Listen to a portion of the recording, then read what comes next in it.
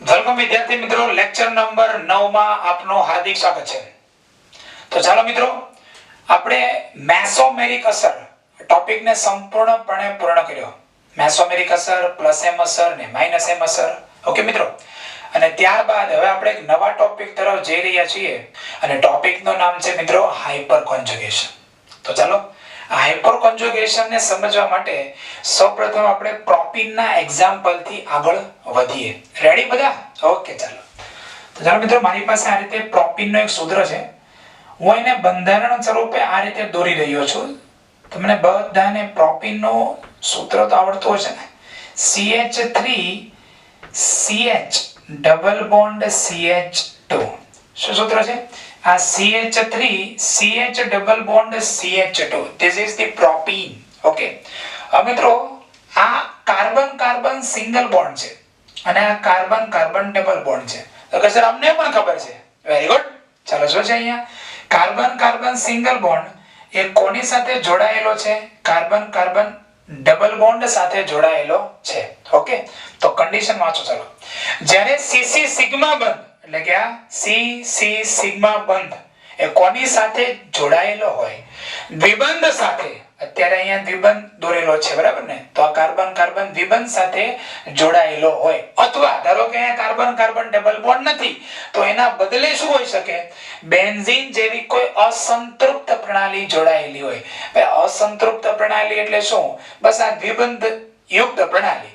કારણ કે દ્વિબંધ હોય, ત્રિબંધ હોય, આ બધા અસંતૃપ્ત કહેવાય. જો બધા સિંગલ બોન્ડ હોય તેને શું કહેવાય? એને સંતૃપ્ત પ્રણાલી. સંતૃપ્ત એટલે ધરાઈ ગયેલું. ઓકે, સો સંતૃપ્ત એટલે ધરાઈ ગયેલો. હા, હવે મને કાંઈ ભૂખ નથી લાગી. અને અસંતૃપ્ત એટલે ભૂખ્યો. ઓકે, તો આ ડબલ બોન્ડ આવે ને એ અસંતૃપ્ત પ્રણાલી કહેવાય. ટ્રિપલ બોન્ડ આવે એ શું કહેવાય? અસંતૃપ્ત પ્રણાલી કહેવાય. ઓકે, અને અસંતૃપ્ત પ્રણાલી હોય ને એની રાસાયણિક પ્રક્રિયા ખૂબ ઝડપથી થાય, કારણ કે અસંતૃપ્ત છે એટલે પ્રક્રિયામાં તરત ભાગ લઈ શકે. અને બધા સંતૃપ્ત હોય તો એ ધરાયેલા છે, એ ભૂખ્યા છે જ નહીં, તો રાસાયણિક પ્રક્રિયા થતા વાર લાગે. તો મિત્રો કન્ડિશન શું આવી? આ CC સિગ્મા બોન્ડ એ કોની સાથે જોડાયેલો હોય? કાર્બન કાર્બન દ્વિબંધ સાથે, અથવા તો બેન્ઝીન જેવી કોઈ અસંતૃપ્ત પ્રણાલી સાથે જોડાયેલો હોય ત્યારે શું થાય છે? ચાલો એ આપણે સમજીએ.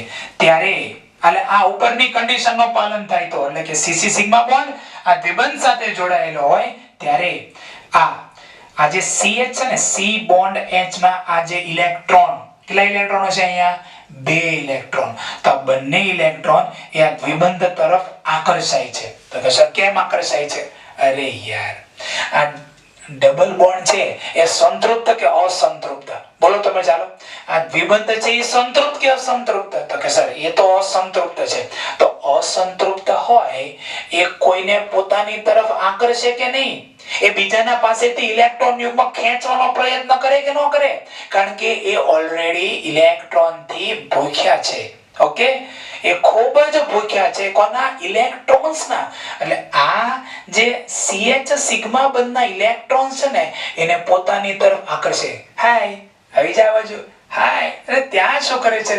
આ બાજુ એમ આકર્ષે એને. અને આ ઇલેક્ટ્રોન યુગ્મ એ આ બાજુ હવે જશે, પણ જાય કઈ રીતે? આ તો સિગ્મા બોન્ડ છે, એમ થોડો કઈ તૂટે. એટલે આ બંધને તોડવા માટે થોડી એનર્જી મારે આપવી પડશે. થોડી એનર્જી મારે આપવી પડે.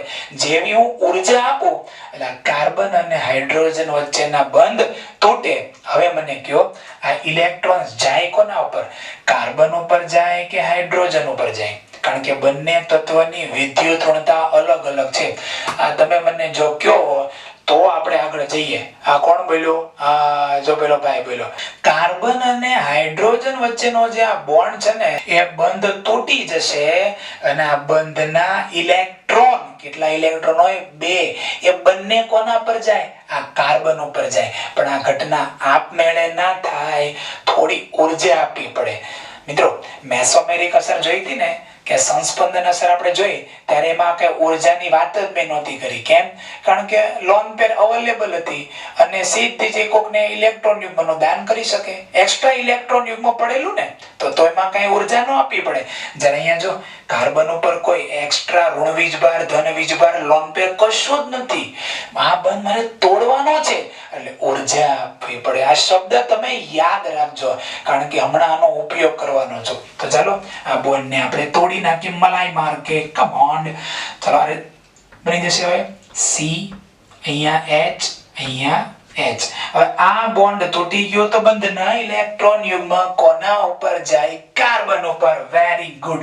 તો અહીંયા કાર્બન ઉપર માઈનસ આવી જશે અને હવે હું નીચે લખું છું H+. બોલો કોઈ ડાઉટ છે કોઈને કે નથી? આ કાર્બન ઉપર ઋણ વીજભાર લખ્યો છે એટલે કેટલા ઇલેક્ટ્રોન્સ હશે એની પાસે હવે એક્સ્ટ્રા? આ 2 ઇલેક્ટ્રોન હોય. બરાબર ને? તમે ઋણ વીજભાર લખો એટલે 2 ઇલેક્ટ્રોન એક્સ્ટ્રા એવું સમજી લેવાનું. ના દોરો તો પણ ચાલશે. સમજી લો ડાયરેક્ટ કે ઋણ વીજભાર છે. ઓકે ચાલો હવે અહીંયા સિંગલ બોન્ડ CH અને ડબલ બોન્ડ શું આવી ગયું ભાઈ? CH2.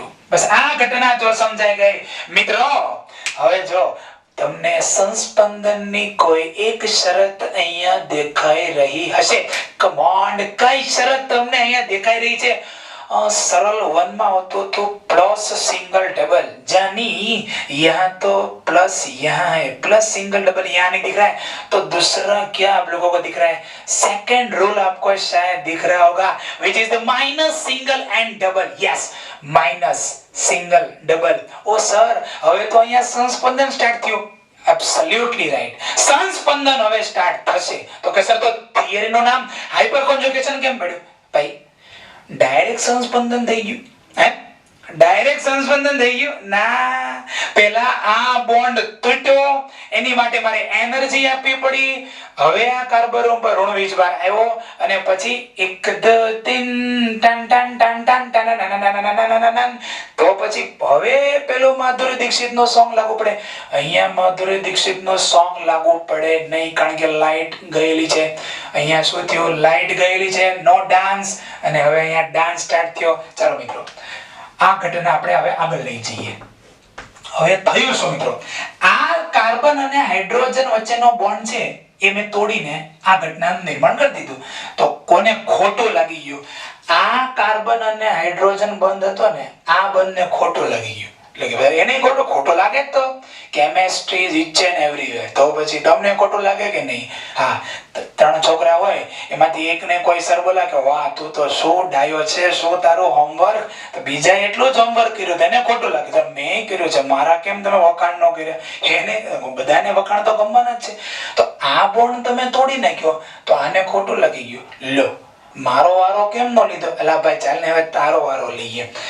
આવી જ ઘટના હું જે હવે દોરું છું એમાં પણ થઈ શકે. ચાલો C single bond H single bond H. ચાલો આ કાર્બન ઉપર કયો વીજભાર? ઋણ વીજભાર તો આવવાનો જ છે પણ હવે આપણે અહીંયા શું લખી નાખશું મિત્રો? H+. હજુ આ બાજુનો મેં આ બોન્ડ તોડીને અહીંયા H+ ને C- કરી નાખ્યું. ચલો ભાઈ હવે single bond CH and double bond CH2. ચલો ભાઈ 1 2 3 4 5 6 7 8 9 10 1 2 3. ઓ સર આમાં સંસ્પંદન થયું થાય ને. તો ચાલો હવે તમે મને કહો હવે કોઈને ખોટું લાગ્યું છે? ખોટું લાગે તો આ જે કાર્બન હાઇડ્રોજન બોન્ડ છે એને હવે ખોટું લાગી ગયું. લો મારે નથી ખાવું. જાઓ. કેમ? આ બંને તમે તોડીને સંસ્પંદન કરાવ્યું તો આમાં મારે ન થઈ શકે. ભાઈ તારો વારો લઈ લઈએ. ટેન્શન નહીં લેને કઈ યાર. ચલો C સિંગલ બોન્ડ H. અહીંયા પણ છે મિત્રો સિંગલ બોન્ડ H. હવે અહીંયા આવશે negative charge. Single bond CH double bond CH2 અને અહીંયા હું H+ લખીશ. આ અણુમાં પણ સંસ્પંદન થશે. ક્લિયર? તો મિત્રો એગ્રીગેટ ઘટના શું બની? અહીંયાથી પણ સંસ્પંદન થઈ શકે બંધ તૂટ્યા પછી. એટલે એને હાઇપર કોન્જુગેશન કહેવાય. અહીંયાથી પણ સંસ્પંદન થઈ શકે જો અહીંયા થયો ને પણ આ બંધ તૂટ્યા પછી. અને સંસ્પંદન એક્ચ્યુઅલી ન કહેવાય. એને કહેવાય હાઇપર કોન્જ્યુગેશન. અને એ જ ઘટના અહીંયાથી પણ થઈ શકે, પણ બંધ તૂટ્યા પછી સંસ્પંદન થાય છે. એટલે એને પ્યોર સંસ્પંદન એવી થિયરીને નામ આપેલું છે હાઇપર કોન્જ્યુગેશન. ક્લિયર મિત્રો? નાથન અને બેકર નામના વૈજ્ઞાનિકોએ આ કન્સેપ્ટ જે છે, આખી થિયોરી એનો વિશે અભ્યાસ કર્યો હતો. આથી આ હાઇપર કોન્જ્યુગેશન નું એક અન્ય નામ પણ છે. હું લખું છું અહીંયા અન્ય નામ, નાથન બેકર અસર. ચાલો, કેમ ભાઈ? અરે યાર, નાથન અને બેકર નામના વૈજ્ઞાનિકોએ આ જે ઘટના છે એનું સંશોધન કર્યું હતું, એટલે નાથન બેકર અસર કીધી. બીજી એક વસ્તુ કહું, આનું બીજું એક નામ છે બહુ ઇન્ટરેસ્ટિંગ, નો બોન્ડ રેઝોનન્સ. સર ઇંગ્લિશમાં લખેલું છે, આનું શુદ્ધ ગુજરાતી નથી બંધ સંસ્પંદન. એવું નથી કરવું મિત્રો. આનો મારે કહેવાનો મીનિંગ એમ છે કે સંસ્પંદન તો થયું જ, જો લખ્યું છે નો બોન્ડ રેઝોનન્સ. પણ ક્યારે આ સંસ્પંદન થાય છે અણુમાં? જ્યારે આ કાર્બન અને હાઇડ્રોજન વચ્ચેનો બંધ તૂટી ગયો ત્યારે. ન સમજાણ? ખબર પડી ગઈ? ન સમજાણ? ફરીથી ચાલો. કાર્બન અને હાઇડ્રોજન વચ્ચે આ બોન્ડ ન હોય, બંધ તૂટી ગયો હોય, ત્યારે શું થાય છે? સંસ્પંદન થાય છે. જો આ બોન્ડ નથી, અર્થાત બંધ તૂટી ગયો, એટલે આને શું કહેવાય? નો બોન્ડ. એટલે અહીંયા અત્યારે બંધ નથી, ત્યારે હવે અણુમાં સંસ્પંદન થઈ રહ્યું છે, એટલે નામ પાડ્યું નો બોન્ડ રેઝોનન્સ. બીજી એક વાત કહું મિત્રો, આને બીજું શું કહેવાય? સિગ્મા પાઈ રેઝોનન્સ. રેઝોનન્સ તો ખરું, પણ આ સિગ્મા બોન્ડ જે છે એ તૂટી જાય. સિગ્મા બોન્ડ જે છે કાર્બન અને હાઇડ્રોજન વચ્ચેનો સિગ્મા બોન્ડ, આ સિગ્મા બોન્ડ તૂટી જાય અને ત્યાર પછી એ પાઈ બંધ સાથે સંસ્પંદનમાં ભાગ લે. ઓકે, સો પાઈ બંધ સાથે સંસ્પંદનમાં ભાગ લે, આથી એને કહેવાય છે સિગ્મા પાઈ રેઝોનન્સ. ઓકે, તો એના વિવિધ નામ છે, અને આજે મેં નામ અત્યારે દર્શાવે છે ને, એ જ આ થિયરીની સાર્થકતા ક્રિએટ કરે છે કે હા, નો બોન્ડ રેઝોનન્સ, આ બંધ તૂટે, અહીંયા બંને વચ્ચે કાર્બન અને હાઇડ્રોજન છે, સિગ્મા બોન્ડ નો હોય ત્યારે સંસ્પંદન થાય છે. ઓકે, એટલે નો બોન્ડ રેઝોનન્સ. સિગ્મા પાઈ રેઝોનન્સ કેમ કીધું? કારણ કે અહીંયા સિગ્મા બોન્ડ તૂટી જાય પછી જે ઇલેક્ટ્રોન યુગ્મ કાર્બન ઉપર આવ્યું એ અહીંયા સંસ્પંદનમાં ભાગ લે છે, એટલા માટે સિગ્મા પાઈ રેઝોનન્સ. ક્લિયર? આ રીતે બરાબર આ થિયરીને આપણે ડિટેલમાં સમજ્યા. હા, હું અત્યારે આનું સંસ્પંદન બંધારણ નથી દોરતો. ઓકે મિત્રો, 1 2 3 એટલે ઋણવીજભાર આના ઉપર જાય, ડબલ બોન્ડ અહીંયા આવે, એ અત્યારે મારે કોઈ તમને સમજાવવાની હવે જરૂર નથી. મારે તો ખાલી એ જ સમજાવવું છે કે હાઇપર કોન્જ્યુગેશનમાં થશે શું મિત્રો. છેલ્લી વાર આપણે કહી દઈએ કે આ દ્વિબંધ ધરાવતી આ પ્રણાલી છે, અથવા કોઈ અસંતૃપ્ત બેન્ઝીન જેવી પ્રણાલી હોય, એની સાથે આ કાર્બન કાર્બન સિગ્મા બોન્ડ જોડાયેલો હોય. ક્લિયર? અને એની સાથે જો આ બધા હાઇડ્રોજન હોય, એ આ C બોન્ડ H બંધના ઇલેક્ટ્રોન યુગ્મ એ આ બાજુ આકર્ષે. ક્લિયર? ચાલો હવે આને એકદમ હું ઇન શોર્ટ સમજાવું છું. ઇન શોર્ટ આ ડેફિનેશન પણ આપણે યાદ રાખવી નથી. ચાલો તો કંઈક આ રીતે સમજાય. સમજો ભાઈ, સમજો એકદમ બરાબર. એ ભાઈ એકદમ સમજો. આ શું છે? Carbon carbon double bond. આ ડબલ બોન્ડ ની બાજુમાં જે આ કાર્બન આવે ને, એને શું કહેવાય? Alpha carbon. બોલો શું બોલે મિત્રો? Alpha carbon. અને કોને કહેવાય આલ્ફા કાર્બન? બસ આ દ્વિબંધ યુક્ત કાર્બન છે કે ને, આ દ્વિબંધ ધરાવતા બંને કાર્બન, તો આની બાજુમાં જે અહીંયા કાર્બન આવ્યો ને, એને કહેવાય આલ્ફા કાર્બન. એટલે ખબર પડી? અને આલ્ફા કાર્બન સાથે કેટલા હાઇડ્રોજન છે? 3 હાઇડ્રોજન. એને શું કહેવાય? Alpha hydrogen. તો જે પણ આલ્કીનમાં, જે પણ આલ્કીન શબ્દ હું વાપરું છું, કારણ કે આલ્કીન અસંતૃપ્ત હોય છે, કોઈ પણ આલ્કીનમાં જો આલ્ફા હાઇડ્રોજન આવેલો હોય તો એમાં હાઇપર કોન્જ્યુગેશન ઘટના જોવા મળશે. શું? કોઈ પણ આલ્કીનમાં જો આલ્ફા કાર્બન ઉપર આલ્ફા હાઇડ્રોજન આવેલો હોય તો ત્યાં હાઇપર કોન્જ્યુગેશન ઘટના જોવા મળશે. બરોબર? ચાલો, અને બીજી બાબત અહીંયા લખું છું. આ ઘટના દરમિયાન C બોન્ડ H બંધ તોડવા ઊર્જા આપવી પડે છે. ઊર્જા આપવી પડે છે. તેથી હાઇપર કોન્જુગેશન અસર મેસોમેરિક અસર કરતા નિર્બળ છે. ઓકે, મેસોમેરિક ઘટના જે છે એના કરતા અસર કેવી છે? નિર્બળ છે. ઓકે, કેમ? કારણ કે આ બંધ તૂટે પછી સંસ્પંદન જેવી ઘટનાઓ જોવા મળે છે. ઓકે મિત્રો, તો અત્યારે આ દરેક બાબતોને તમે વ્યવસ્થિત લખી નાખો. આ જે છે એ માત્ર જાણકારી માટે છે, જસ્ટ ફોર જાણકારી. ઓકે, આ તમે નહીં લખો તો પણ ચાલશે. એટલે હાલ પૂરતું અત્યારે હું અહીંયા આને ભૂસી નાખું છું. તમે આટલી બાબતોને પહેલા વ્યવસ્થિત લખી નાખો અને ત્યાર પછી આ આલ્ફા કાર્બનની માટે કંઈક આપણે ટોપિક હું અત્યારે લખાવું છું એમાં તમે સમજી લેજો.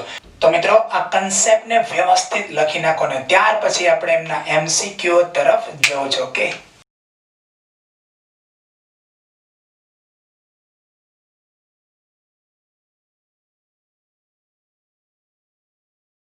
ઓકે વિદ્યાર્થી મિત્રો, ચાલો હવે ઘણી વાર એવું થાય કે થિયરી જે છે તમે ભણો એમાં થિયરી ઉપરથી અમુક કન્ક્લુઝન ના આવે કે સર થિયરીમાં હજી થોડું પરફેક્ટલી અમને સમજાતું નથી હાઇપર કોન્જુગેશન. તો ચાલો એ હાઇપર કોન્જુગેશન ને હજી થોડું વ્યવસ્થિત સમજવા માટે આપણે ચાલો આ ટોપિકમાં જઈએ.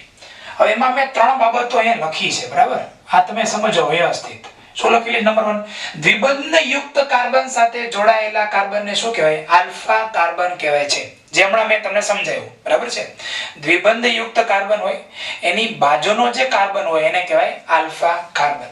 ફોર એક્ઝામ્પલ મિત્રો, હજી આપણે એકવાર સમજી લઈએ. CH3 single bond CH double bond CH2. બરાબર, ધ્યાન રાખજો, અહીંયા આવડી જ જશે. It is the one of the very easy fact. બહુ ઈઝી ઇફેક્ટ છે.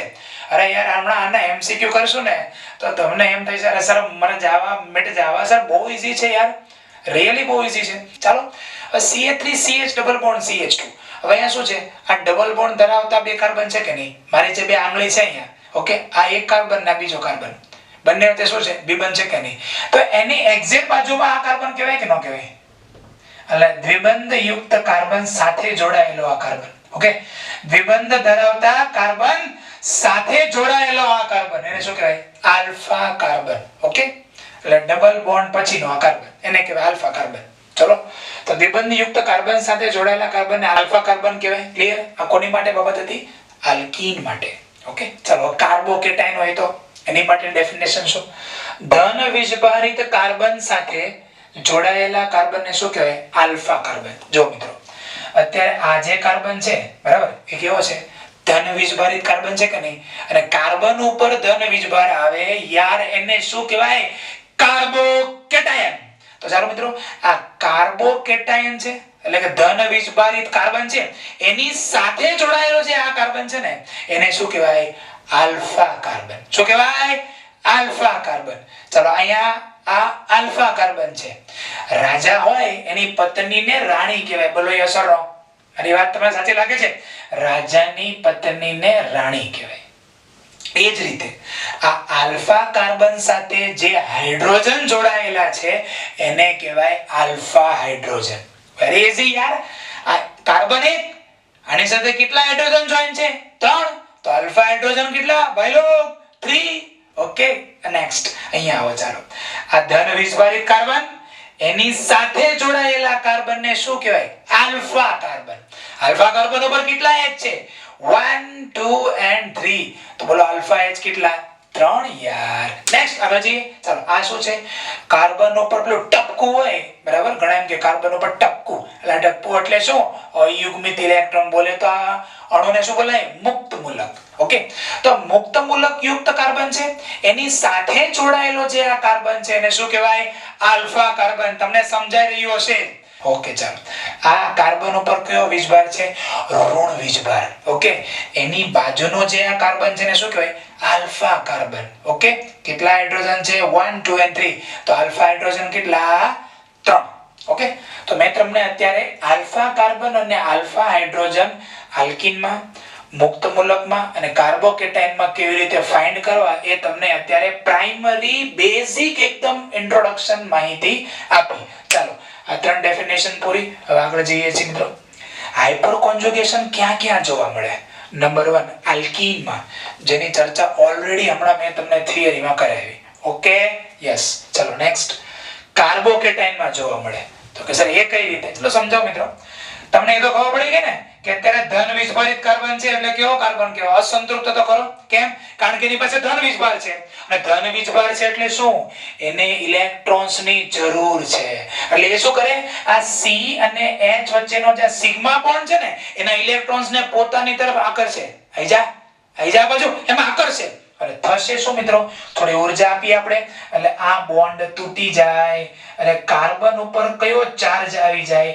ઋણ વીજભાર, અને અહીંયા H+ બની જાય. બોલો યસ ઓર નો? હવે જો આ ઋણ વીજભાર છે એ આ ધન વીજભાર તરફ આકર્ષાય કે નો આકર્ષાય?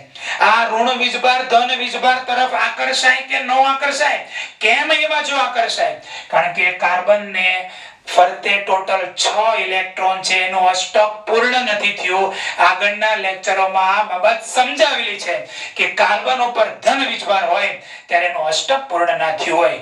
Carbon has 6 electron in the outermost orbital. એની બાહ્યતમ કક્ષામાં 6 ઇલેક્ટ્રોન છે, તો એને હજી ઇલેક્ટ્રોન જોઈએ છે, કારણ કે અષ્ટક અપૂર્ણ છે. એટલે આ ઋણ વીજભાર આ તરફ આકર્ષાય. બોલો સંસ્પંદન થાય કે નો થાય? માઇનસ સિંગલ પ્લસ સંસ્પંદન તો થવાનું જ છે. ઓકે, ચાલો. આ કાર્બોકેટાઇનમાં હાઇપર કોન્જુગેશન થાય કે નહીં? તો કે સર હમણાં તો તમે બોલતા સંસ્પંદન થાય. હેલો, સંસ્પંદન ક્યારે થયું? આ કાર્બન અને હાઇડ્રોજન વચ્ચેનો બોન્ડ તૂટી ગયો પછી થયું. and that is why એ વાસ્તવિકમાં સંસ્પંદન નથી, છે તો હાઇપર કોન્જુગેશન. પણ કયું સંસ્પંદન બોલાય? નો બોન્ડ રેઝોનન્સ, સિગ્મા પાઈ રેઝોનન્સ. ઓકે, એ બધો રેઝોનન્સ શબ્દ ભૂલી જાઓ. અહીંયા હાઇપર કોન્જુગેશન જોવા મળે છે. કેટલી વાર જોવા મળે? અહીંયા એક વાર, અહીંયા 2 વાર, અને અહીંયા 3 વાર. કેમ? કારણ કે ટોટલ કેટલા આલ્ફા H છે? 3. તો હાઇપર કોન્જુગેશન કેટલી વાર થાય? 3 વાર. કયા ઘટકમાં? કાર્બોકેટાઇનમાં. ક્લિયર? ચાલો બીજું શું લખેલું છે? અને મુક્ત મૂલકમાં જોવા મળે છે. આલ્કીનમાં જોવા મળે, તમને સમજાવ્યું ઉદાહરણમાં. કાર્બોકેટાઇનમાં જોવા મળે છે, અહીંયા સમજાવ્યું. હવે મુક્ત મૂલકમાં સમજી લઈએ. અરે યાર, આ બોન્ડ ફરીથી તૂટી જાય, કાર્બન ઉપર ઋણ વીજભાર આવે ને H+ થઈ જાય. હવે મિત્રો આ કાર્બન જે છે ને, એમાં અત્યારની પાસે કેટલા ઇલેક્ટ્રોન છે? 7 ઇલેક્ટ્રોન. હવે જો અહીંયા આ કાર્બન પાસે 6 ઇલેક્ટ્રોન હતા, આ કાર્બન પાસે એક અહીંયા ટપકું આપેલું છે, એટલે અયુગ્મિત ઇલેક્ટ્રોન છે. 6 ને 1 7 ઇલેક્ટ્રોન. ત્યાં અષ્ટક પૂર્ણ કરવા માટે કેટલા ઇલેક્ટ્રોન જોઈએ? 8. તો આને બોલો ઇલેક્ટ્રોન ની જરૂર છે કે નહીં? આ ઇલેક્ટ્રોન થી ધરાઈ ચૂક્યો છે કે ઇલેક્ટ્રોન ની હજી એને ભૂખ છે? બોલે તો ભૂખ છે. એટલે આ જે ઇલેક્ટ્રોન યુગ્મ છે ને, એ થોડું આ બાજુ આકર્ષાય. કેમ આકર્ષાય? કારણ કે અહીંયા 2 ઇલેક્ટ્રોન છે. ક્લિયર?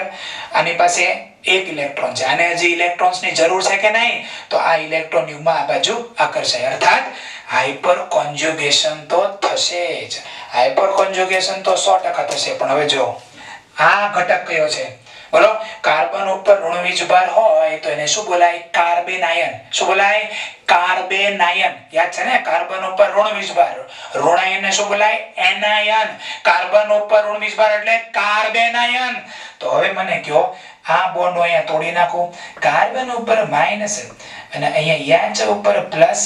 હવે મને કહો, -2 નજીક આવી ગયા. બોલો અપાકર્ષણ થાય કે ન થાય? અપાકર્ષણ થાય. તો હવે મને કહો, આમાં હાઇપર કોન્જુગેશન જોવા મળે કે ન મળે? આમાં હાઇપર કોન્જુગેશન જોવા મળે નહીં. આમાં હાઇપર કોન્જુગેશન જોવા મળે, આમાં પણ હાઇપર કોન્જુગેશન જોવા મળે, અને આમાં પણ હાઇપર કોન્જુગેશન જોવા મળે. મોરલ ઓફ ધ સ્ટોરી શું ભાઈ? Moral of the story, hyperconjugation માત્ર ને માત્ર આલ્કીનમાં જોવા મળશે. ઓકે, અસંતૃપ્ત પ્રણાલી ડબલ બોન્ડ યુક્ત એમાં જોવા મળશે. બીજું કાર્બોકેટાઇનમાં જોવા મળશે, અને ત્રીજું મુક્ત મૂલકમાં જોવા મળશે. પરંતુ કાર્બેનાયનમાં હાઇપર કોન્જુગેશન જોવા મળતું નથી, જેની ચર્ચા આપણે અહીંયા કરી છે. આ તમારી બધી વસ્તુ લખવાની કોઈ જરૂર નથી, આ તો મેં સમજાવવા માટે અહીંયા લખેલું છે. ચલો અહીંયા આવો. આલ્ફા કાર્બન ઉપર આલ્ફા H વધુ. શું છે ભાઈ? આલ્ફા H વધુ તો હાઇપર કોન્જુગેશન વધુ, અને તેટલી સંયોજનની સ્થિરતા વધુ. ભાઈ ઓકે વાત છે? જેટલી વાર હાઇપર કોન્જુગેશન થાય એટલી વાર સ્થિરતા વધે, જેટલી વાર સંસ્પંદન થાય એટલી વાર સ્થિરતા વધે કે ન વધે? સંસ્પંદન શું કામ કરતું હતું? અણુને સ્થાયી બનાવવાનું કાર્ય કરે કે નહીં? તો અહીંયા શું થાય છે? હાઇપર કોન્જુગેશન માં ઘટના તો એ જ છે, એકવાર આ બોન્ડ તૂટી જાય પછી તો સંસ્પંદન થવાનું છે કે નહીં? ઓકે, બટ હાઇપર કોન્જુગેશન તમે અટવાતા નહીં, તમે લોકો આમ ભેગું ના કરો, ભેગું થવાની વાત જ નથી આવતી. અહીંયા બોન્ડ તૂટે પછી સંસ્પંદન ની વાત આવે છે, એટલે આખી ઘટના શું બોલે? હાઇપર કોન્જુગેશન. ઓકે, તો આમાં પણ શું થાય છે? ઘટનાને અંતે સ્ટેબિલિટી તો વધે જ છે. ઓકે, પણ જેટલા આલ્ફા એચ વધુ એટલું હાઇપર કોન્જુગેશન વધુ ને તેટલી સ્થિરતા વધારે. એટલે શું બોલાય? આલ્કીન મુક્ત મૂલક અને કાર્બોકેટાયન માં જેટલા આલ્ફા એચ વધારે તેટલું હાઇપર કોન્જુગેશન વધારે અને તેટલી સ્થિરતા વધારે હશે. ઓકે મિત્રો, તો આટલી બાબતોને વ્યવસ્થિત એકદમ મસ્ત આમ સ્ટાર મારીને આઈએમપી એકદમ મલાઈ લખેલી છે. આ માવા મલાઈ કહો, તમે રસ મલાઈ કહો, તમે દૂધ મલાઈ કહો, તમે જે પણ મલાઈ કહો, પણ આટલી બાબતોને વ્યવસ્થિત લખી નાખો. આ માત્ર ને માત્ર જસ્ટ ફોર જાણકારી છે, આને તમારે લખવાનું નથી. આ પણ બાબત ખાલી શું છે? જે ઓકે, ચાલો લખી નાખો.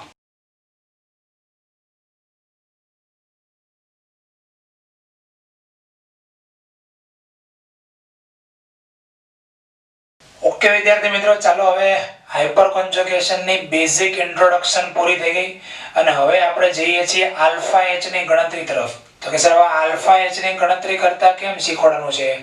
એટલા માટે કારણ કે મેં તમને હમણાં છેલ્લે એક ટોપિક લખાયો, વાંચો તો શું લખાયું મેં? વાંચો શું લખાયું તો આગળ હમણાં? આલ્કીન, કાર્બોકેટાયન અને મુક્ત મૂલક, આ ત્રણેયની સ્થિરતા is proportional to alpha H ની સંખ્યા. શું? આલ્કીન, કાર્બોકેટાયન, મુક્ત મૂલક ની સ્થિરતા પ્રોપોર્શનલ ટુ એટલે ચલે છે આલ્ફા એચ ની સંખ્યા. બોલો મારી સાથે છેલ્લી વાર ને ત્રીજી વાર. શું? આલ્કીન ની સ્થિરતા, કાર્બોકેટાયન ની સ્થિરતા, મુક્ત મૂલક ની સ્થિરતા ચલે છે આલ્ફા એચ પરમાણુની સંખ્યા. ઓકે, તો આલ્ફા એચ પરમાણુ શોધતા શીખી જઈએ તો ફાયદો થાય કે ન થાય? યસ. ચાલો મિત્રો સ્ટાર્ટ કરીએ આલ્ફા એચ ની ગણતરી. તો મિત્રો જો આ અત્યારે જે હું રાઉન્ડ કરું છું, અત્યારે બધામાં નહીં કરવાનું છે, આ જે રાઉન્ડ કરું છું, રાઉન્ડ એ શું છે? દ્વિબંધ ધરાવતા કાર્બન. હવે અહીંયા અંડરલાઈન કરું છું. આ કાર્બન કોણ? આ આલ્ફા કાર્બન છે. લખું છું અહીંયા આલ્ફા. દેખાઈ ગયું તમને? સમજાઈ ગયું બરાબર એકદમ? જો આ દ્વિબંધ ધરાવતા કાર્બન, તો દ્વિબંધ ધરાવતા કાર્બન સાથે જોડાયેલો આ કાર્બન આલ્ફા, તો આ પણ દ્વિબંધ ધરાવતો કાર્બન જ છે ને. એની બાજુમાં જે કાર્બન જોડાય એને આલ્ફા કાર્બન કહેવાય કે ન કહેવાય? ચાલો, અને આલ્ફા કાર્બન સાથે જે હાઇડ્રોજન એને શું કહેવાય? Alpha hydrogen. રાજાની પત્નીને રાણી કહેવાય, સિંહની પત્નીને સિંહણ કહેવાય. બોલો યસ ઓર નો? તો આલ્ફા કાર્બન સાથે જે હાઇડ્રોજન જોડાય એને આલ્ફા હાઇડ્રોજન કહેવાય કે ના કહેવાય? તો અહીંયા આલ્ફા હાઇડ્રોજન કેટલા છે? 3. અહીંયા આલ્ફા હાઇડ્રોજન કેટલા છે? 3. તો ટોટલ આલ્ફા એચ બરોબર 6. ક્લિયર? ચલો નેક્સ્ટ જઈએ છે મિત્રો. ફરીથી ચાલો હજી એકવાર રાઉન્ડ કરી દઈએ, તમને પણ મજા આવી જશે. ચાલો, આ રાઉન્ડ એટલે શું? દ્વિબંધ ધરાવતો કાર્બન છે, બરાબર ને? આ ટોટલ દ્વિબંધ ધરાવતા 2 કાર્બન છે. અહીંયા આમની સાથે કેટલા આલ્ફા કાર્બન છે? 3 ટીક કરીએ. આ આલ્ફા કાર્બન, આ આલ્ફા કાર્બન અને આ પણ આલ્ફા કાર્બન. ક્લિયર? કારણ કે દ્વિબંધ ધરાવતા 2 કાર્બન ટોટલ થયા. ઓકે, આની સાથે આ કાર્બન એટલે આલ્ફા કાર્બન, આની સાથે આ પણ કહેવાય અને આ પણ છે ને, બંને આલ્ફા કાર્બન છે. તો બોલે તો આલ્ફા એચ કેટલા છે? આલ્ફા એચ 3 ને 3 6 ને 3 9. Alpha H 9. હવે કોઈ પ્રશ્ન પૂછે કે આ 2 આલ્કીન છે, બંનેમાં સ્ટેબિલિટી કોની વધારે? બોલો જલ્દી ફટાફટ, બંનેમાં સ્ટેબિલિટી કોની વધારે છે? તો કે અરે સર તમે તો હમણાં કીધું કે ભાઈ જેમાં આલ્ફા એચ ની સંખ્યા વધારે હોય તેમાં હાઇપર કોન્જુગેશન વધારે થાય અને માટે સ્ટેબિલિટી વધશે. તો આ પહેલા કરતા બીજાની સ્થિરતા વધારે છે ઓબ્વિયસલી. નેક્સ્ટ જઈએ છે મિત્રો. હજી એક રાઉન્ડ કરી દો. ચાલો, તમને પણ ખબર પડી જાય, મજા પડી ગઈ સર આ તો બહુ સહેલું છે. ચાલો, આ આલ્ફા, આહો આલ્ફા, આહો આલ્ફા અને આ પણ આલ્ફા. ચોકડી નથી, હા, આ આલ્ફા લખેલું છે. ચાલો, કેટલા આલ્ફા કાર્બન થયા? 1 2 3 4. આમની સાથે 3, અહીંયા પણ 3, 3 ને 3 6 ને 3 9 ને 3 12. So answer is alpha H is equal to 12. Clear? ચાલો મિત્રો આમાં જઈએ છીએ હવે. ચાલો સૌપ્રથમ તો આ ડબલ બોન્ડ છે. હવે આપણે રાઉન્ડ નહીં કરીએ. આપણે હું જે ઘાટું ટપકું કરું એ આલ્ફા કાર્બન, રાઈટ? જો આ તે ડબલ બોન્ડ ધરાવતા કાર્બન છે. આ એક કાર્બન ને બીજો કાર્બન, બરાબર? આની આ જે કાર્બન છે જોડાયેલો એ કોણ છે? Alpha carbon. આ કોણ છે? Alpha carbon. ચાલો હવે બધાને આગળ જે તમે ભણી ચૂક્યા છો એનું રિપીટેશન કામમાં આવશે. આ કાર્બનના કેટલા બોન્ડ બની ગયા? 1 2 અને 3 બોન્ડ તો બનેલા દેખાય છે કે નહીં? તમે બંધ રેખા ને આધારે બંધારણ ભણી ચૂક્યા છો. તો અહીંયા આ કાર્બન છે કે નહીં? એને કેટલા બોન્ડ બનાવી નાખ્યા? 1 2 3. તો હજી ચોથો બોન્ડ તમને દેખાતો નથી ને? એ કોણ છે? હાઇડ્રોજન છે. એટલે અહીંયા આલ્ફા H કેટલા હશે? 1. ચાલો હવે આ જે કાર્બન છે એ બીજા કેટલા કાર્બન સાથે જોડાયેલો છે? આ 1 અને 1 2. તો હજી 2 બંધ એના ઘટે ને? એ કોણ હશે? હાઇડ્રોજન. એટલે એવું કહેવાય મિત્રો આલ્ફા H બરાબર 3. ક્લિયર? અહીંયા કેટલા? 1. અહીંયા કેટલા? 2. લખી નાખો એટલે ખબર પડે. Alpha H is equal to 1 અને આ જગ્યાએ alpha H is equal to 2. તો ટોટલ આવશે 3. મિત્રો નેક્સ્ટ જઈએ છે. સરસ મજાની ડિઝાઇન છે. ઓકે ચાલો હવે સૌપ્રથમ તો આ શું છે? આ આપણા દ્વિબંધ ધરાવતા બે કાર્બન છે. ચાલો આ કાર્બન સાથે આ જોઈન્ટ છે. અહીંયા આ 1, પછી અહીંયા આ 2, અહીંયા આ 3 અને અહીંયા આ 4. આ 4 જે મેં ડાર્ક ટપકા કર્યા એ કોણ છે? Alpha carbon. જો ફરીથી કહું છું, રિપીટ એટલા માટે કરું છું, પછી જ્યારે પ્રશ્નો આવશે ને તો તમને બહુ સોલ્વ કરવાની મજા આવશે. ઓકે ઓબ્વિયસલી યાર. ચાલો જો આ ડબલ બોન્ડ ધરાવતા બે કાર્બન. ક્લિયર?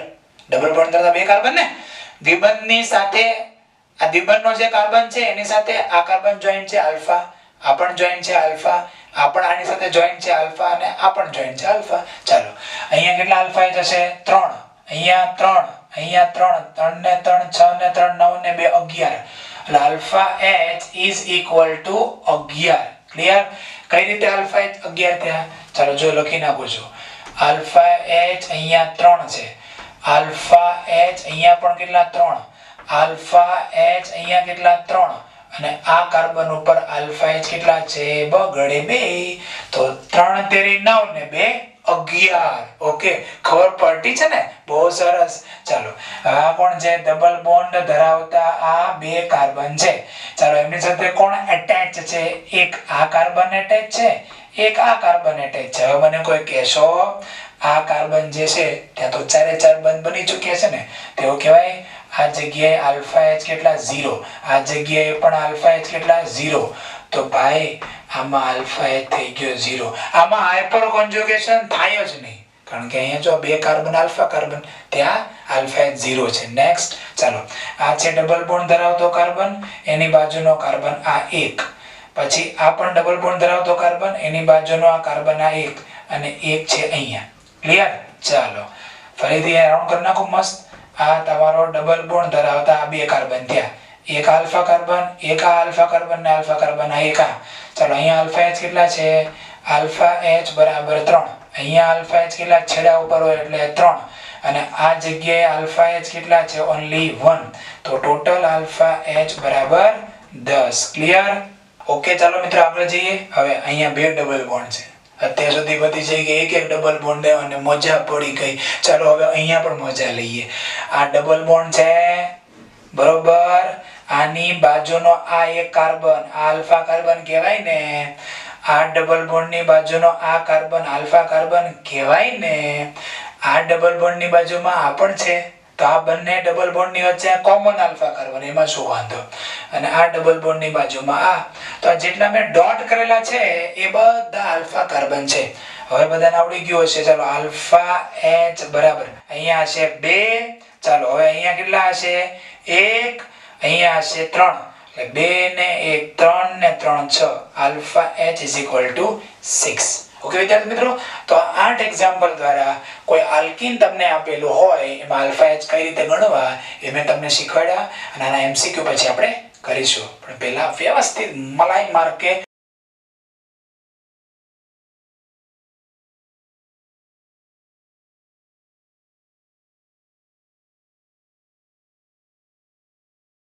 ઓકે વિદ્યાર્થી મિત્રો, ચાલો આપણે હવે 8 ઉદાહરણ જોયા. એમાં બધા આલ્કીન હતા. આલ્કીનમાં આપણે આલ્ફા એચ ગણતા શીખી ગયા. હવે આપણે કાર્બોકેટાઇનમાં જઈએ. ઓકે, અને આ જેવું કાર્બોકેટાઇનમાં આવશે એવું જ મુક્ત મૂલકમાં પણ આવવાનું છે, એ તમે સમજી લેજો. પણ કાર્બોકેટાઇનનું હું તમને અત્યારે સમજાવું છું. તો આ કાર્બોકેટાઇન જે છે એમાં આલ્ફા એચ ની ગણતરી પહેલા તો કરીએ. ચાલો સ્ટાર્ટ કરીએ. આલ્ફા એચ બરાબર, અરે યાર બોલો, પહેલા તો મને કહો આલ્ફા કાર્બન હોવો જોઈએ, એના ઉપર આલ્ફા એચ હોય. હવે આ જે કાર્બન ઉપર ધન વીજભાર છે એની આજુબાજુમાં તો કોઈ કાર્બન જ નથી, એટલે એવું કહેવાય આલ્ફા એચ 0. ક્લિયર? ચાલો નેક્સ્ટ. હવે જો આ કોણ છે? આ કાર્બોકેટાઇન યુક્ત કાર્બન છે. આમ તો આખો કાર્બોકેટાઇન બોલાય, પણ આ જે કાર્બન છે એના પર ધન વીજભાર છે. તો આ ધન વીજભારિત જે કાર્બન છે એની સાથે એક કાર્બન જોડાયેલો છે. આ કાર્બનને શું કહેવાય? Alpha carbon. તો મિત્રો આવો કાર્બોકેટાઇન કે જેમાં આલ્ફા કાર્બન એક હોય ને એને કહેવાય પ્રાથમિક કાર્બોકેટાઇન. ઓકે વિદ્યાર્થી મિત્રો, કોને કહેવાય પ્રાથમિક કાર્બોકેટાઇન? હું એમને ડેફિનેશન લખું છું. એક આલ્ફા કાર્બન ધરાવતા કાર્બોકેટાઇનને પ્રાથમિક કાર્બોકેટાઇન કહે છે. ક્લિયર? એક આલ્ફા કાર્બન છે તો એવા કાર્બોકેટાઇનને કહેવાય પ્રાથમિક કાર્બોકેટાઇન. ચલો મિત્રો, આમાં આલ્ફા એચ ગણીએ. આલ્ફા કાર્બન છે, કેટલા હાઇડ્રોજન છે? 3. તો શું બોલાય? આલ્ફા એચ બરાબર 3. ક્લિયર? અહીંયા ને આ કાર્બન સાથે કેટલા એચ છે? 3, એટલે આલ્ફા એચ 3. ચલો મિત્રો નેક્સ્ટ જઈએ છીએ. હવે આ કાર્બન ઉપર ધન વીજભાર છે, એની બાજુમાં અહીંયા જે આ કાર્બન છે એને શું કહેવાય? Alpha carbon. આને પણ શું કહેવાય મિત્રો? Alpha carbon. ઓકે, હવે સમજો બરાબર. આ જે કાર્બન ઉપર ધન વીજભાર છે એની સાથે બે આલ્ફા કાર્બન જોડાયેલા છે, તો આવા કાર્બોકેટાઇન ને શું બોલાય? એમને દ્વિતીયક કાર્બોકેટાઇન. ચાલો આમાં આલ્ફા એચ ની ગણતરી કરી. મલાઈ માર્કે 3 અહીંયા અને 3 અહીંયા. આલ્ફા એચ કેટલા છે? 6. ડેફિનેશન લખી નાખીએ દ્વિતીયક કાર્બોકેટાઇન ની. શું લખીશું? બે આલ્ફા કાર્બન ધરાવતા કાર્બોકેટાઇન ને દ્વિતીયક કાર્બોકેટાઇન કહે છે.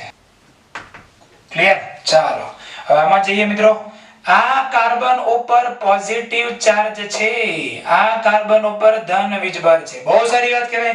આની બાજુનો આ કાર્બન બોલે તો આલ્ફા, આલ્ફા, અને આ પણ આલ્ફા. તો બોલો આને કયો કાર્બોકેટાઇન કહેશું? 3 આલ્ફા કાર્બન છે, આથી એને કહેવાય તૃતીયક કાર્બોકેટાઇન. ચાલો મિત્રો, હવે એમાં તૃતીય કાર્બોકેટાઇનમાં આલ્ફા એચ ની ગણતરી કરીએ. આલ્ફા એચ બરાબર 9 થશે. ઓકે મિત્રો, હવે ડેફિનેશન લખી નાખીએ. ક્લિયર? તો આ થઈ ગયો પ્રાથમિક કાર્બોકેટાઇન, આ થઈ ગયો દ્વિતીય કાર્બોકેટાઇન, આ થઈ ગયો તૃતીય કાર્બોકેટાઇન. આનો આખો જે બોર્ડ મેં ભર્યો એનો મેઇન હેતુ હવે આપણને શું શીખવા મળે તમે જો. આ એક ખાલી કાર્બોકેટાઇન બોલે, એનું નામ છે મિથાઇલ. આ ખાલી મિથાઇલ કાર્બોકેટાઇન બોલે, ના પ્રાથમિક, ના દ્વિતીયક, ના તૃતીયક. Okay clear? હવે આ પ્રાથમિક કાર્બોકેટાઇન આલ્ફા એચ 3, દ્વિતીય કાર્બોકેટાઇન આલ્ફા એચ 6, તૃતીય કાર્બોકેટાઇન આલ્ફા એચ 9. ઇન શોર્ટ સાબિત એવું હતું મિત્રો કે તૃતીય કાર્બોકેટાઇનમાં આલ્ફા એચ ની સંખ્યા વધારે છે, એના કરતા દ્વિતીય કાર્બોકેટાઇનમાં આલ્ફા એચ ની સંખ્યા ઓછી છે, અને પ્રાથમિક કાર્બોકેટાઇનમાં આલ્ફા એચ ની સંખ્યા આના કરતા પણ ઓછી છે. તો કાર્બોકેટાઇનની સ્થિરતાનો ક્રમ શું થશે? ચાલો લખીએ આપણે. મિત્રો સૌથી વધારે કયો કાર્બોકેટાઇન સ્થાયી હોય?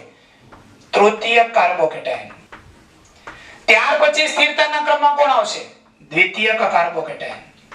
અને ત્યાર પછી કોણ આવશે? પ્રાથમિક કાર્બોકેટાઇન. મિત્રો આજે મેં લખ્યું છે ને એ કહેવાય માવા મલાઈ. શું કહેવાય? માવા મલાઈ તમે કહો, એને તમે દૂધ મલાઈ કહો, તમે એને રસ મલાઈ કહો, તમે કાજુ, બદામ, પિસ્તા, અંજીર જે પણ કંઈ કહો, આખો જે બોર્ડ ને સમજાયું એમાં આલ્ફા એચ ગણતા શીખવાડ્યા, કાર્બોકેટાઇનનો પ્રકાર ગણતા શીખવાડ્યા, અને આ મેઇન વસ્તુ કે કાર્બોકેટાઇનની સ્ટેબિલિટીનો ક્રમ શું? પહેલા તૃતીયક, પછી દ્વિતીયક, પછી પ્રાથમિક. બોલે કેમ?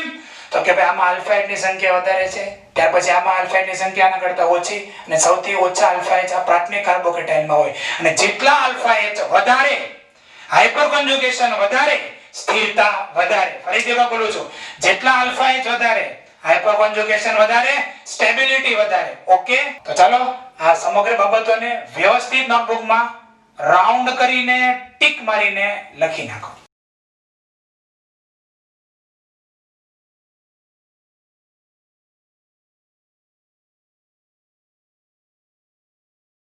ઓકે વિદ્યાર્થી મિત્રો, ચાલો હવે આપણે હાઇપર કોન્જુગેશન કોન્સેપ્ટમાં આગળ વધીએ છીએ. હાઇપર કોન્જુગેશનના બે પ્રકાર છે. નંબર 1 ઇઝ પ્લસ એચ અસર અને નંબર 2 છે માઇનસ એચ અસર.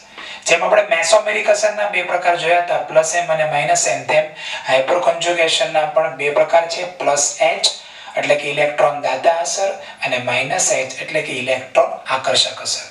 એમાં સૌપ્રથમ આપણે મિત્રો અભ્યાસ કરવો છે પ્લસ એચ અસર અર્થાત કે ઇલેક્ટ્રોન દાતા અસર. તો એમાં મારે એક્ઝામ્પલ દેવું છે મિત્રો તમને ટોલ્યુઇન, જેનું સૂત્ર પણ તમે ભણી ચૂક્યા છો નોમેનક્લેચર પાર્ટમાં, બેન્ઝીનની ઉપર CH3. તો સૌપ્રથમ આ બેન્ઝીનની ઉપર CH3 જે છે એને હું કંઈક આ રીતે રિપ્રેઝન્ટ કરી શકું મિત્રો. અહીંયા ડબલ બોન્ડ, એકાંતરે અહીંયા ડબલ બોન્ડ દોરી નાખ્યા. હવે અહીંયા C, એક H અહીંયા છે, અહીંયા એક H છે અને અહીંયા એક H છે. ઓકે મિત્રો, હવે સૌપ્રથમ આપણે કરીશું શું કે આ જે સિગ્મા બોન્ડ જે છે બરાબર, એ સિગ્મા બોન્ડ એ કઈ બાજુ તરફ આકર્ષાતો હોય? આ CH સિગ્મા બંધ એ આ બેન્ઝીન ચક્ર તરફ આકર્ષાય છે. આપણે કારણ કે ડેફિનેશનમાં વાત કરી હતી કે CH સિગ્મા બંધ એ અસંતૃપ્ત પ્રણાલી તરફ આકર્ષાશે, દ્વિબંધ તરફ આકર્ષાય. એટલે મિત્રો આવું થશે. આ જે C બોન્ડ H છે એનું બ્રેક કરું છું એટલે કંઈક આ રીતે દોરી શકાય મિત્રો. અહીંયા ડબલ બોન્ડ, અહીંયા પણ ડબલ બોન્ડ, અહીંયા પણ ડબલ બોન્ડ. હવે હું આ રીતે લખી નાખું મિત્રો CH2, બરાબર ને? હવે લખું છું CH2, ભેગું કરી નાખું છું. આ કાર્બન ઉપર નેગેટિવ ચાર્જ અને અહીંયા બાજુમાં હું લખી નાખું છું H+. ઓકે મિત્રો, ફરીથી સમજાવું. આ જે કાર્બન અને હાઇડ્રોજન વચ્ચેનો સિગ્મા બોન્ડ જે છે બરાબર, એ સિગ્મા બોન્ડ કઈ બાજુ આકર્ષાયેલો હોય? આ કાર્બન તરફ. ઓકે, કારણ કે અહીંયા ડબલ બોન્ડ છે તો ઇલેક્ટ્રોન જે છે આ સિગ્મા બોન્ડના તે આ બાજુ આકર્ષાયેલા હોય. એટલે આ બોન્ડ તૂટે, તમે ઉર્જા આપશો તો આ બંધ તૂટી જાય અને કાર્બન ઉપર આવશે ઋણ વીજભાર અને હાઇડ્રોજન ઉપર આવશે ધન વીજભાર. આ H+ જેમ છે એમને એમ રહેશે. ચાલો મિત્રો, હવે આપણે 1, 2 અને 3 આ ફોર્મ્યુલામાં આગળ વધીએ. ચાલો, તો 1 અને 2 વચ્ચે શું જોવા મળશે મિત્રો? અહીંયા ડબલ બોન્ડ, અહીંયા આવશે CH2 અને આ 3 નંબરનો જે કાર્બન છે એમાં આવશે ઋણ વીજભાર. ક્લિયર? અને આ જે 2 પાઈ બોન્ડ છે એ જેમ છે એમને જ રહેશે. ચાલો મિત્રો, ફરીથી આગળ વધીએ. 1, 2 and 3. તો 1 અને 2 નંબરના કાર્બન વચ્ચે અહીંયા ડબલ બોન્ડનું નિર્માણ થશે. આ ઋણ વીજભાર જે છે મિત્રો એ આ કાર્બન ઉપર આવી જાય છે. આ પાઈ બોન્ડ તો આમ જ રહેશે અને અહીંયા આવશે મિત્રો ફરીથી CH2 જેમ છે એમને જ રહી જાય.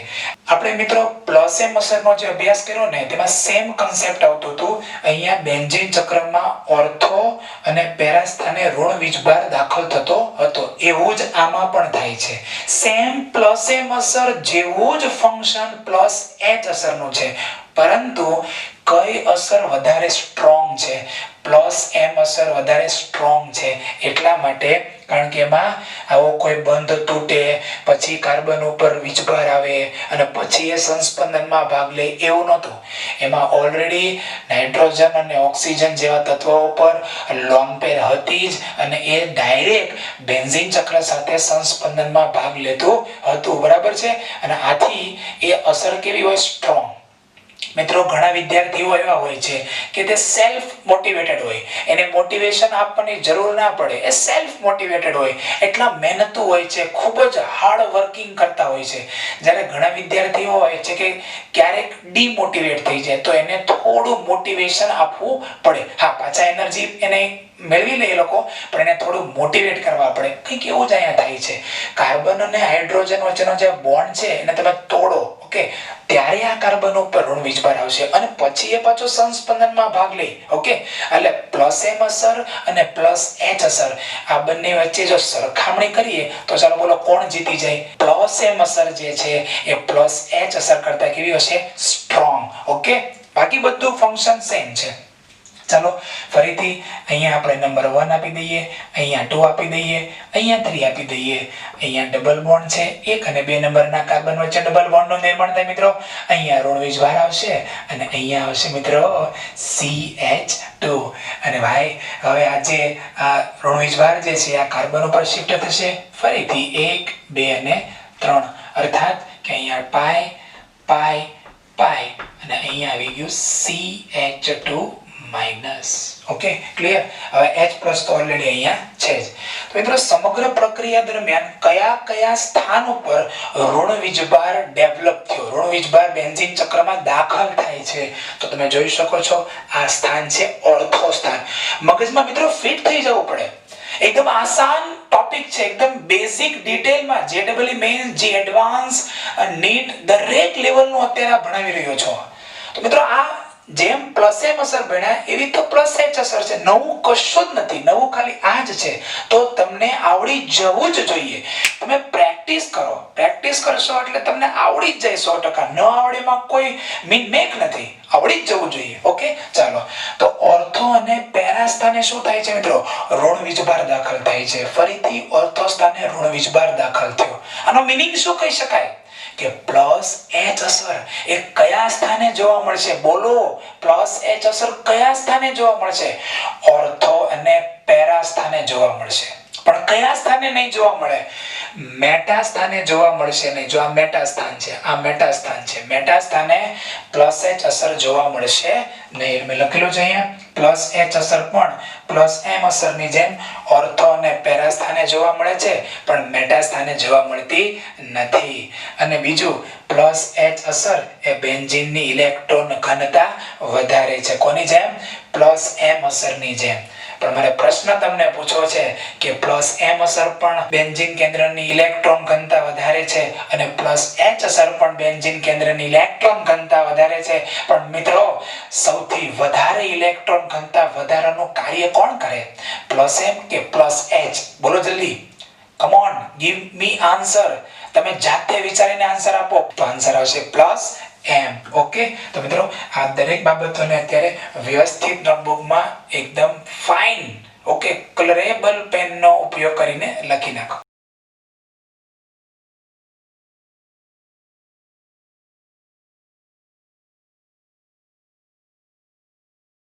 પ્લસ એચ અસર દર્શાવતા સમૂહોની એક આપણે યાદી કરીએ.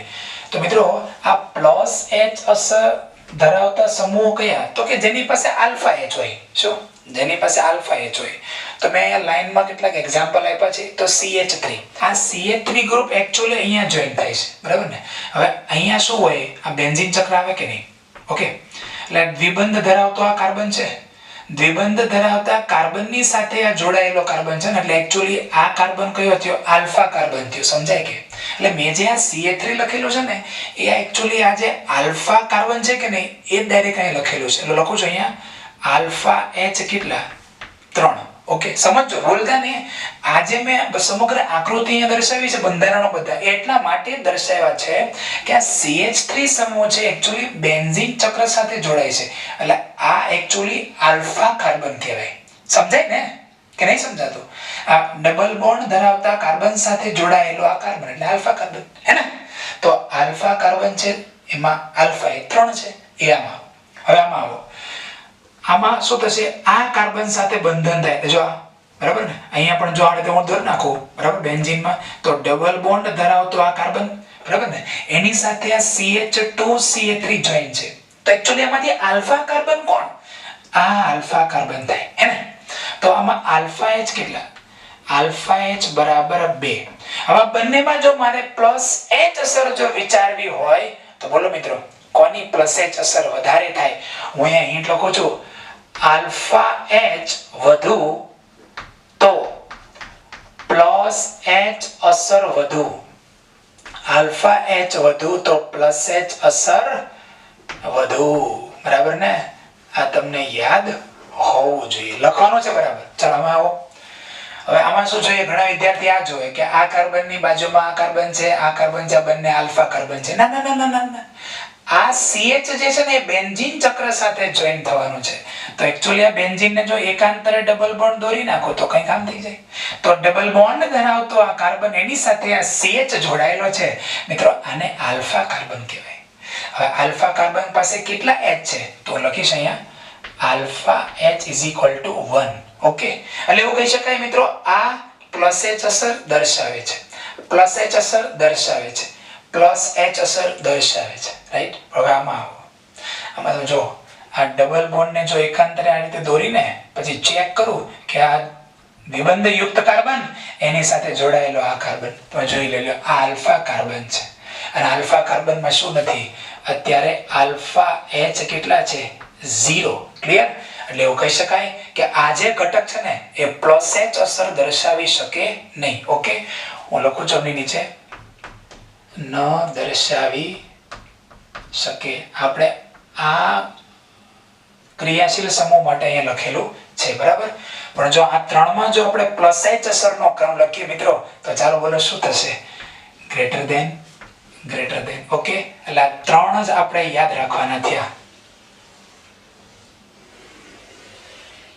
લ્યો કેટલું સિમ્પલ પ્લસ H બોલો બધા પ્લસ H એટલે શું થાય ચાલો પ્લસ H છેલ્લે શું શબ્દ આવ્યો ચ નો સ્પેલિંગ શું થાય CH બરાબર ને ચકલીનો ચ હોય એનો સ્પેલિંગ તમે લખો તો શું લખો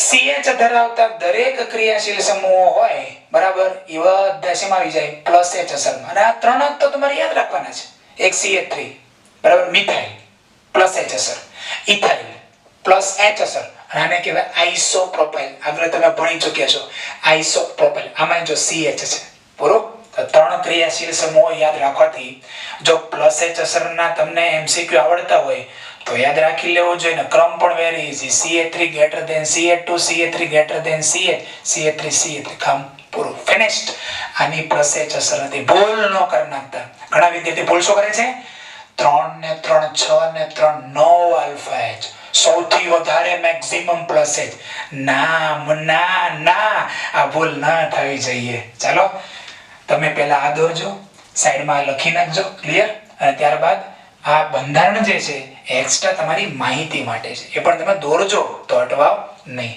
પ્લસ H અસરનું મહત્વ ચાલો ભાઈ ધન ધનાધન સમજાયું તો ધન ધનાધન પ્લસ M અસર કોની સ્થિરતા વધારતા હતા બોલે તો કાર્બોકેટાયનની તો આમાં એ જ આવશે પ્લસ H અસર કાર્બોકેટાયનની સ્થિરતા વધારે છે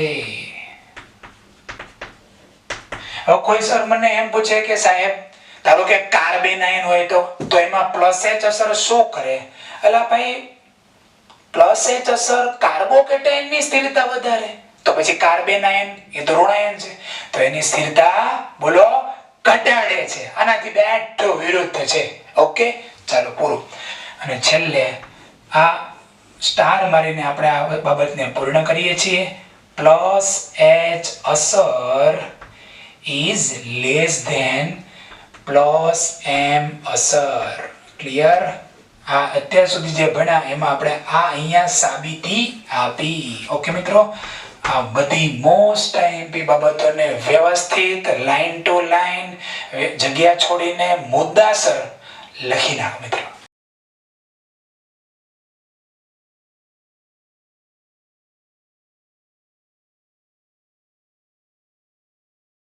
ઓકે વિદ્યાર્થી મિત્રો ચાલો હવે પ્લસ H અસર આપણે જ્યારે અભ્યાસ કરી રહ્યા છીએ ત્યારે થોડું એમાં આપણે લેવલ નેક્સ્ટ જઈએ આ જે ઇમ્પોર્ટન્ટ છે એ JEE મેઇન અને G એડવાન્સ માટે આ બાબત કામની છે શું એ છે સમસ્થાનિક અસર મિત્રો આપણે જનરલી એ જોયું કે હાઇડ્રોજનના 3 સમસ્થાનિકો છે બરાબર ને પ્રોટિયમ ડ્યુટેરિયમ અને ટ્રિટિયમ બરાબર એટલે જેવા રાસાયણિક ગુણધર્મો હાઇડ્રોજનના છે એટલે પ્રોટિયમના બરાબર સાદું હાઇડ્રોજન 1H1 તેવા જ ગુણધર્મો કોના છે ડ્યુટેરિયમ એટલે કે 1H2 અને તેવા જ રાસાયણિક ગુણધર્મો કોના હશે ટ્રિટિયમના એટલે કે 1H3 ના પણ એમાં જે રાસાયણિક પ્રક્રિયાઓ જે થાય છે એની સ્પીડમાં ફેરફાર થઈ જાય છે તમે હાઇડ્રોજન ચેપ્ટર જ્યારે ભણ્યા ત્યારે મિત્રો આ બાબત તમને અભ્યાસ કર્યો હશે કે કાર્બન અને ટ્રિટિયમ વચ્ચે જ્યારે કોઈ બંધ બને છે બરાબર એ બંધને તોડવા માટે એનર્જી વધારે આપવી પડે છે ત્યારબાદ કાર્બન અને ડ્યુટેરિયમ વચ્ચેના બોન્ડને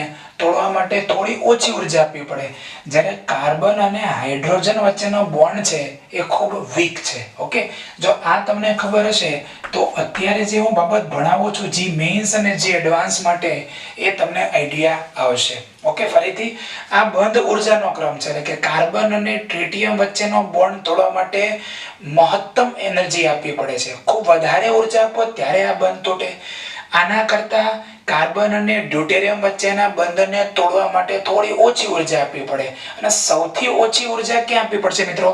આ કાર્બન અને હાઇડ્રોજન વચ્ચેનો બોન્ડ તોડવા માટે. ચાલો મિત્રો, હવે ધારો કે અહીંયા હું લખી નાખું છું ટોલ્યુઇન, બરાબર? આ 3 H છે, એટલે કે CH CH અને CH. હમણાં મેં તમને હાઇપર કોન્જુગેશન જ્યારે સમજાવ્યું ત્યારે મેં આ વસ્તુ તમને સમજાવીને કે સ્ટાર્ટિંગના સ્ટેપમાં થાય છે શું મિત્રો, કે આ બોન્ડ તૂટી જાય, અહીંયા માઇનસ આવે અને અહીંયા પ્લસ આવે છે. અર્થાત કે જો આ બંધ કાર્બન અને હાઇડ્રોજન વચ્ચે જે બંધ હતો એ બંધને તોડવા માટે જો વધારે ઉર્જા આપવી પડે તો આ પ્રક્રિયા થતા શું લાગે? વાર લાગે કે સ્પીડમાં થઈ જાય? વિચારો. ચાલો ફરીથી અહીં દોર નાખો. ચાલો, આ બોન્ડ છે, બરાબર? કાર્બન અને હાઇડ્રોજન વચ્ચેનો બોન્ડ. આ બંને તોડવા માટે મારે વધારે ઉર્જા આપવી પડે તો શું થાય? ઉર્જા જો મારે વધારે આપવી પડે તો આ બંધ તૂટીને આના પર ઋણ વીજભાર, આના પર ધન વીજભાર ક્રિએટ કરવા માટે વાર લાગશે, થોડો સમય જશે, કારણ કે વધારે ઉર્જા આપવી પડે છે. સમજાય કે? તો પછી હાઇપર કોન્જુગેશન થવામાં વાર લાગે. અર્થાત હાઇપર કોન્જુગેશન અસર કેવી થઈ ગઈ? નિર્બળ. તો વધારે ઉર્જા ક્યારે આપવી પડે? કાર્બન અને હાઇડ્રોજન વચ્ચે બોન્ડ હોય ત્યારે કે કાર્બન અને ટ્રિટિયમ વચ્ચે બોન્ડ હોય ત્યારે? તો અહીંયા તો જેની બંધ ઉર્જા વધારે તેમાં હાઇપર કોન્જુગેશન ધીમે થશે અને જેની બંધ ઉર્જા ઓછી, બરાબર ને? અહીંયા બંધ ઉર્જા ઓછી, તેમાં હાઇપર કોન્જુગેશન ઝડપથી થાય, કારણ કે ઓછી ઉર્જા આપો તો પણ સરળતાથી બોન્ડ તૂટી જાય અને હાઇપર કોન્જુગેશનમાં ભાગ લેશે. ક્લિયર? એટલા માટે મેં લખ્યું છે પ્લસ H અસરનો ક્રમ શું છે? CH3 ની પ્લસ H અસર વધારે, ત્યારબાદ CD3 અને ત્યારબાદ CT3. મેક્સિમમ જે મેન્સ અને જે એડવાન્સના વિદ્યાર્થીઓ માટે એના પેપર્સમાં આ પ્રકારના ટોપિક આવી શકે. નીટ માટે આ મહત્વનો કહી શકે એવો ટોપિક નથી. ઓકે, સ્ટાર મારીને આ નોંધ લખી નાખો.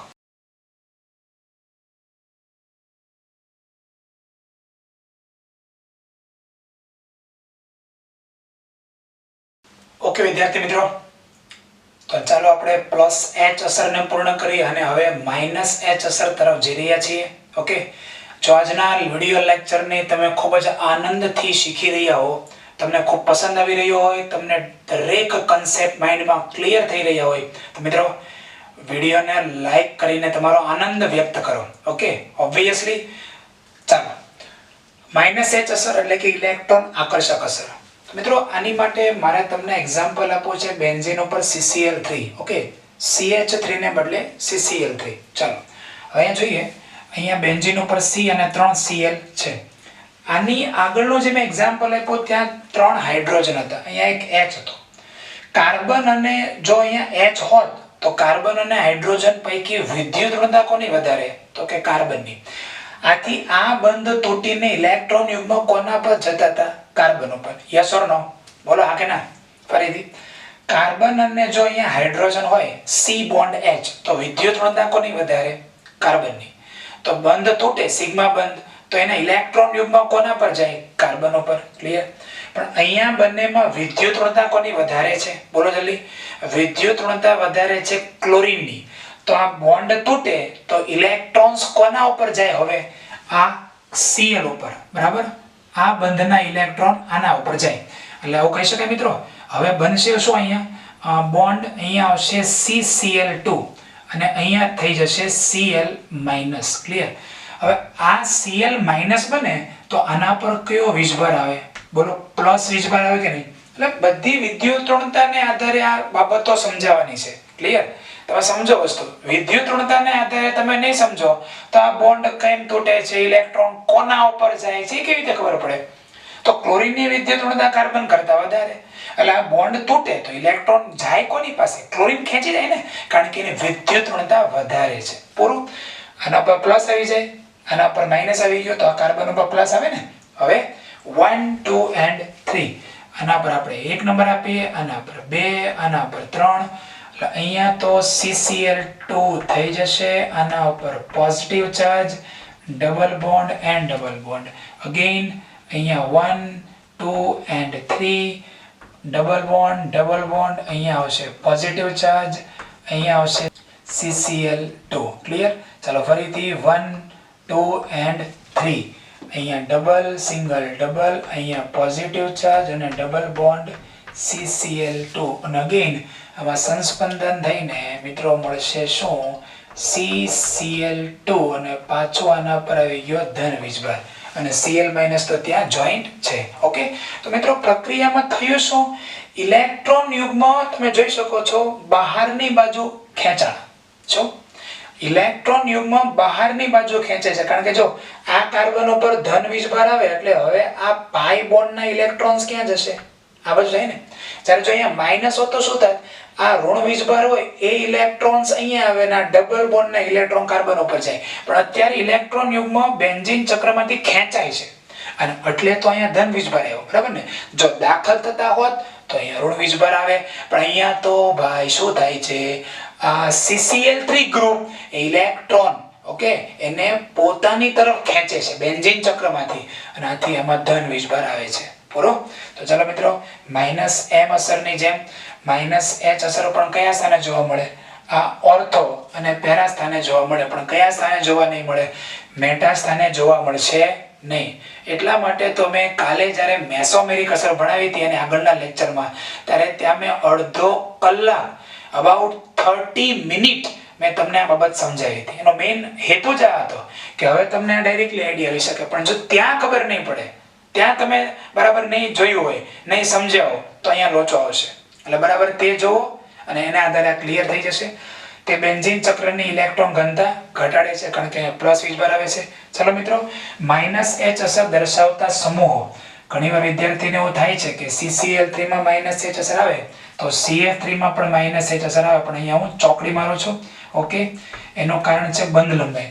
મિત્રો અહીંયા C અને F વચ્ચેનો બોન્ડ જે છે ને એ ખૂબ ટૂંકો હોય છે અને એને આધારે એવું કહી શકાય કે બંધ તોડવા માટે એનર્જી બહુ જાય. એટલે CF3 માં -h અસર આવતી નથી, CCl3 માં આવે છે. હવે અહીંયા જઈએ CBr3, આ પણ સરળતાથી પ્રક્રિયા થતી નથી અને અહીંયા પણ -h અસર આવતી નથી. એવું કહી શકાય કે માત્ર એક જ ગ્રુપ એવું છે જે -h અસર દર્શાવે છે, વન મેન આર્મી ગ્રુપ કહી શકાય. ક્લિયર? ચાલો, -h અસરનું મહત્વ, તો તે કોની સ્થિરતા વધારે છે બોલો, કાર્બોકેટાયનની કે કાર્બેનાયનની? તો શું લખીશું મિત્રો, તે કાર્બેનાયનની સ્થિરતા વધારે છે. પૂરું. અને લાસ્ટમાં હું તમને લઈ જાઉં કે -h અસર અને -m અસર, બરાબર ને. -h અને -m સ્ટ્રોંગ અસર કઈ? ક્લિયર? આગળ એવું તેની જેમ જ this is the strong effect. Clear? આ બરાબર તમે યાદ રાખજો. MCQ માંનો ખૂબ જ ભરપૂર આપણે ઉપયોગ હવે પછીના લેક્ચરોમાં કરવાના છીએ મિત્રો. આજના લેક્ચરને પૂર્ણ કરીએ છીએ. અગેન એકવાર વિડિયો લેક્ચર જો પસંદ આવ્યો હોય તો લાઈક કરીને તમારો આનંદ વ્યક્ત કરો. તો આજના લેક્ચરને પૂર્ણ કરીએ છીએ. લખી નાખો. બાય.